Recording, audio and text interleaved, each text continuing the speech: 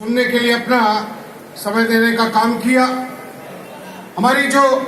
95th annual general meeting all India railway federation की आज यहां मीट कर रही है, इसके मेजबानों के लिए हमारे बहुत सारे वरिष्ठ नेताओं ने भी तारीफ करने का काम किया। उसमें मैं आगे कुछ और न जोड़ते हुए बधाई देना चाहूंगा अपनी लीडरशिप की भी, जिन्होंने जबरदस्त अनुशासन की एक मिसाल पेश करने का काम किया, सादगी की एक मिसाल पेश करने का काम किया। आपने देखा होगा कल ओपन सेशन से लेकर आज तक बिना किसी स्वागत सत्कार, बिना किसी विशेष आतिथ्य के उन्होंने भी लाइन में लग करके अपने साधारण कार्यकर्ताओं की तरीके से अपनी बारी का इंतजार करते हुए उन्होंने भोजन करने का काम किया। ये निश्चित तौर पे हमारी लीडरशिप ने जो उदाहरण प्रस्तुत किया है, वो चेन्नई का ये अधिवेशन हम सबके लिए एक यादगार दिन रहेगा। साथ ही साथ मैं आभार व्यक्त करता हूं अपने महामंत्री जी का कि कल भी जब उन्होंने अपने आरंभिक उद्बोधन के माध्यम से रेल कर्मचारियों की तमाम समस्याओं को लेकर के, उसके भविष्य को लेकर के जिस तरीके के निजीकरण और निगमीकरण के खतरे बादल में मंडरा रहे हैं, जब उनका उल्लेख किया तो यहां पर उपस्थित 20,000 से ज्यादा रेल कर्मचारी पूरी तरीके से आंदोलित था और अपने अतिथि के सामने भी वो अपनी पूरी गुस्से का इजहार करना चाहता था। लेकिन हमने ये देखने का काम किया कि एक प्यार का, एक अभिभावक का जिस तरीके से अनुशासन का डंडा हमारे महामंत्री आदरणीय शिव गोपाल मिश्रा जी ने दिखाने का काम किया, आपका रैंक एंड फाइल अपनी अपनी जगह पर ही तुरंत के तुरंत ठहर जाने का काम किया। निश्चित तौर पे चेन्नई का अधिवेशन आप सब समर्पित कार्यकर्ताओं के लिए भी याद किया जाएगा। अनुशासन की एक मिसाल जो आपने यहाँ पेश की, लखनऊ में हमारे साथियों ने जरूर रेल मंत्री को खदेड़ने का काम किया, लेकिन वहां पर भी माननीय शिव गोपाल मिश्रा जी की एक आवाज पर हमारे साथी वहीं के वहीं रुक गए और वही चीज यहाँ पर भी ना घटित हो, इसलिए हमारे महामंत्री जी जिस मुस्तैदी से तैयार बैठे थे, निश्चित तौर पे वो भी बहुत ही सराहनीय काम था। माननीय अध्यक्ष जी, मैं इसके पहले कि दो छोटे छोटे से विषयों को मसविदा प्रस्ताव में जोड़ने के लिए आग्रह करूं अपने बड़े भाई और उस प्रस्ताव को रखने वाले माननीय मुकेश गालव जी, जिन्होंने डिमांड्स के संबंध में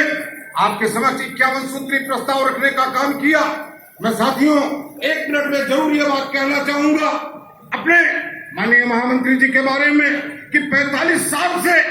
जो सूरज ऑल इंडिया रेलवे फेडरेशन के क्षितिज पर चमक रहा था, एक बार को 11 और 13 जून को हम लोगों को भी बहुत ही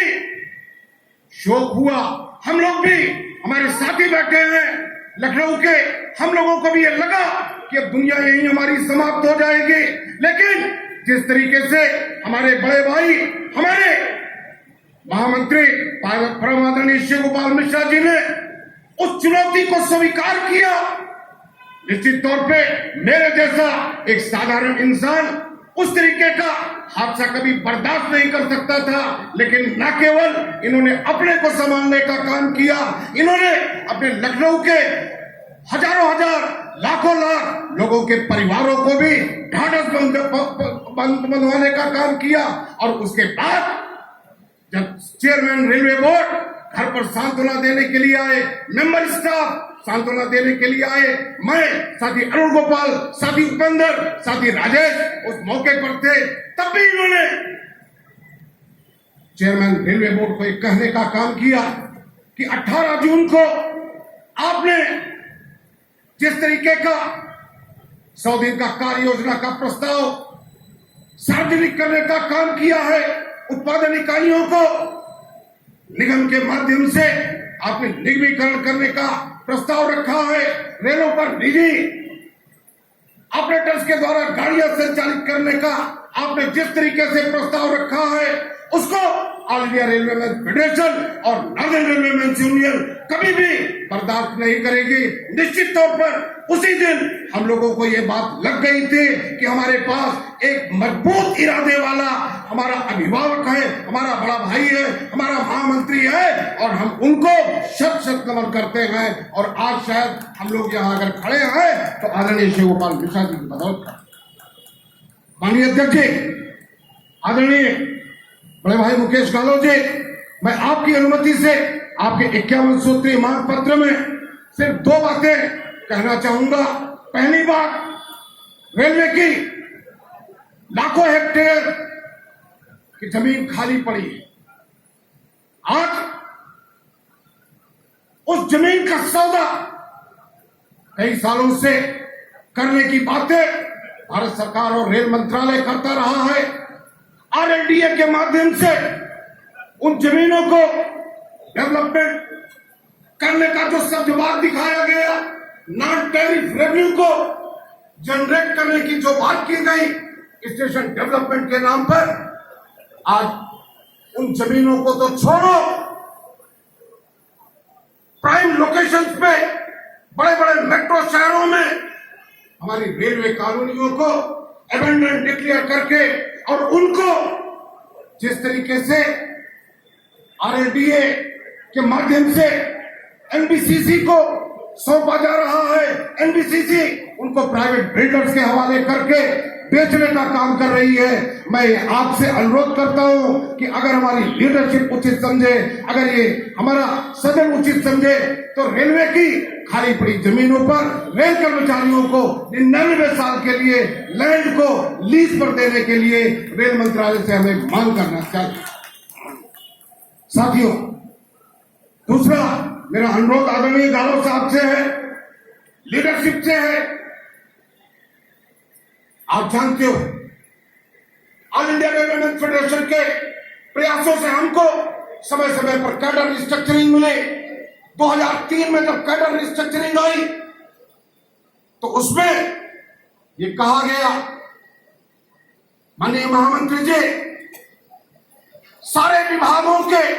मिस्ट्रीज का जो 4200 के ग्रेड पे में थे, 4500 से 7000 प्लस 100 रुपये उनका स्पेशल पे होता था, उनको आपने रेस्पेक्टिव जेईस के कैडर में स्प्रेड इफेक्ट शामिल कराने का आदेश जारी किया। और उसके बाद जब modified assured career progression scheme 2009 में आई तो उसमें पैरा 5 में आपने ये भी आदेश कराने का काम किया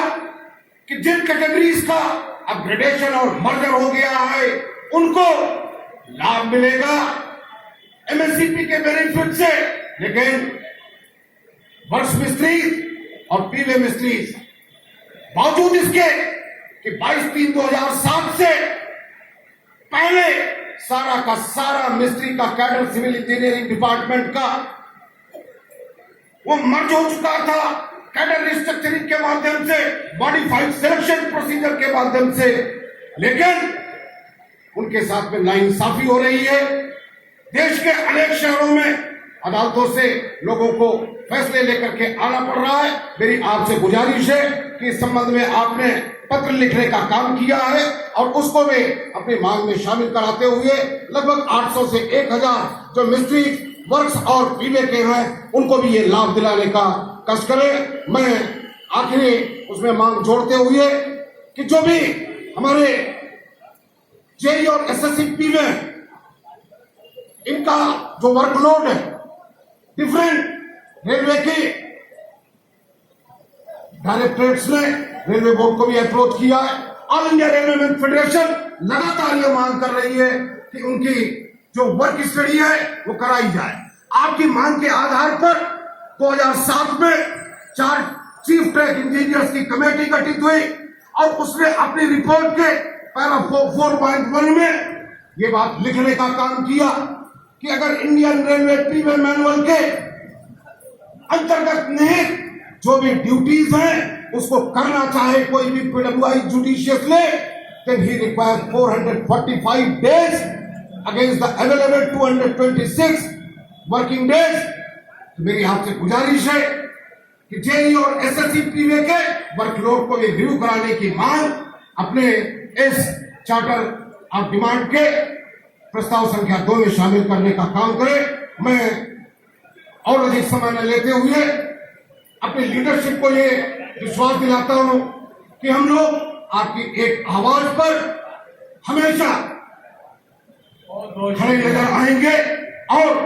आप यकीन मानिए कभी भी आपका मान हम लोग झुकने नहीं देंगे। ऑल इंडिया रेलवे फेडरेशन की लीडरशिप की जो उपलब्धियां हैं उसको रेल कर्मचारी तक जन जन तक पहुंचाने का काम करेंगे। अगले चुनावों में निश्चित तौर पे 75% से ऊपर का लक्ष्य वो हासिल करने का काम करेंगे। जय हिंद, जय भारत।